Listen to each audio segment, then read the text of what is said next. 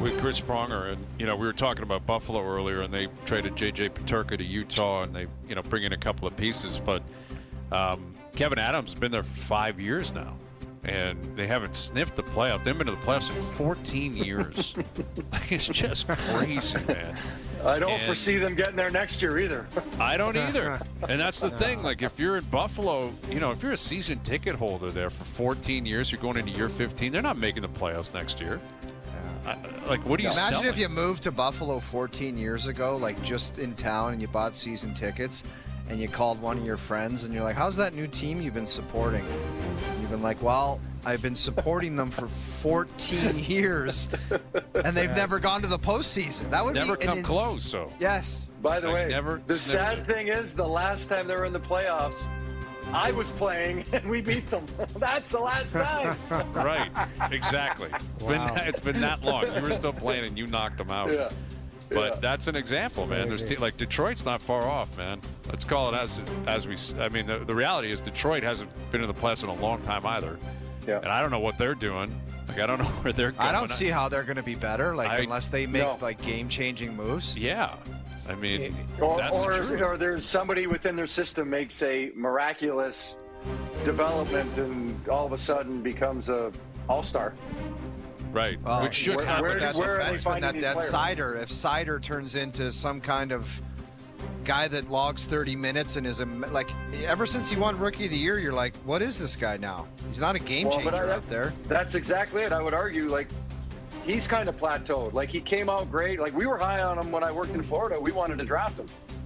And he obviously went much earlier than we were picking. But, I really liked him. I watching him play as a 18-year-old, I really liked his upside. And then you see him come into the league and how he played. You're like, wow, he could be this guy up here playing 30 minutes a night, physical, game changer on that department, good puck mover. But however they've managed their younger players there, they just haven't. They've gotten a little stale. They just haven't taken that next step in the development curve and maturation process. And whether it's the losing, it is not easy to continually lose over and over in the league. And it can be very frustrating. That's, with a guy like Sider, I've always felt, maybe I'm wrong in this assessment, he was a bit overrated offensively and underrated defensively. I don't think he's really super efficient moving the puck. I don't think he's a quarterback on the power play. They have him there. That's the thing. He's a shooter. He's a shooter, and he's an A to B. He's an A to B. He's not a facilitator in like an Erik Karlsson where he's creating. He doesn't walk the line, doesn't create deception, all of that type of stuff. Yes, those are special players that do that. But to your point, Prongs, early on it looked like he had the upside to do that. And I think in the league has sorted him out, going, you're right, he's an A to B guy. I think he's pretty good physically down low. I think he uses his body well. He's got a little bite to him. I do think he defensively is pretty strong when he wants to be. But offensively, I think we look at this guy and go, isn't he supposed to be a 60-point guy? And you're like, that's not a 60-point defenseman for what he's doing. So how does he change that? Does he need a better partner to play with, or does he just be a really good kind of number two guy? Jamie, they need him to be better. But they need a centerman better than Larkin, because Larkin, as good as he is, he's not a number one centerman in the National Hockey League.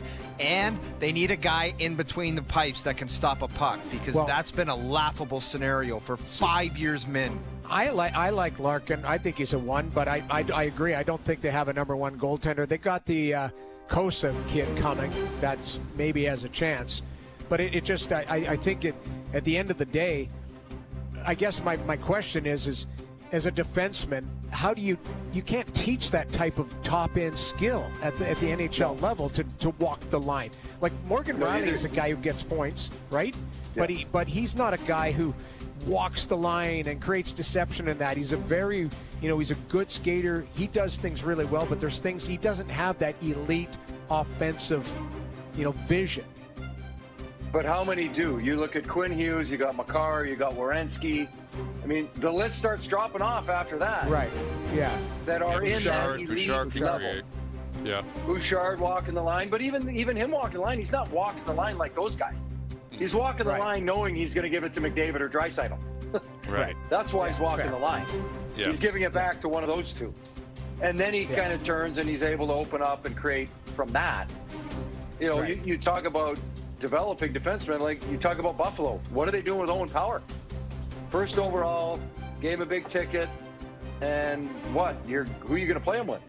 Are they now, is Kesselring going to be the answer? Is that who they're going to pair him with? Probably. Well, what about his own play? Like, his own play better shoot up the... Well, no, that's what I'm saying, but who's helping him? How do you get to him in the sense that, like, his compete level is this big? Like, he does not push back defensively. Yeah. He doesn't use his frame. But to me, that's coaching. That's the leadership around him. That's people in the locker room talking to him, developing, learning the game within the game. They don't have anybody like that there. Like Darlene, yeah, it should be a scenario. Darlene's a couple years older than him. Yeah, there should be a scenario where a free agent right-handed defenseman or whoever this guy they brought in would be dying to play with this guy, and because he's so good and he's going to be the next generational talent, as opposed to what's happening now is, hey, can you help this guy along? That's crazy stuff, man. Well, Power needs to get. If you look at him, though, that's Buffalo for you, man. But if you look at him, the Buffalo Sabres. That's true, though. It's crazy stuff. Yeah, first overall pick. Yeah. I'd like to see him. Sorry, Noodles. Go ahead. The mistake that they made is he hadn't even played 80 games in the National Hockey League, and they gave him an 8-year contract for $8.5 million. He didn't even play 80 games in the league yet. And they didn't get a chance to develop him. They didn't get a chance to see the upside. They didn't get a chance to see, what does the ceiling look like. Instead, they just handed him all the money. Oh, dog, if you're 20 years old and you're given $8.5 million for 8 years, and you didn't even have to prove anything, I mean, pretty good life. Where is the carrot? Where's the cherry on top? Yeah, I played. And I know that the game comes from inside. I know that comes from the inside. It comes from drive. Well, but shouldn't you know that a player is driven if you're going to give him that kind of money? Yeah.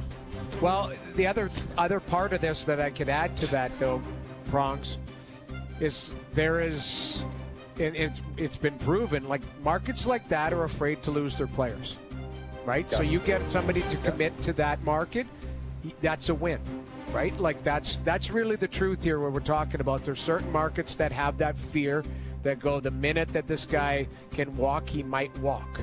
And especially with all the losing attached to it. He was 5 years away from walking, though. I understand that. I understand that. You're not worried about losing a player after that short a term. And I know what you're saying. You're talking about all the teams that maybe are on the no-trade list, et cetera, for all the players in the league. I get it, but they didn't need to do that with this particular player at that moment. Why not watch him for one more year? And then after his third year, give him the deal. And you don't even have to bridge him. Just give him the deal. Right, you're going to pay him you're going to commit long term.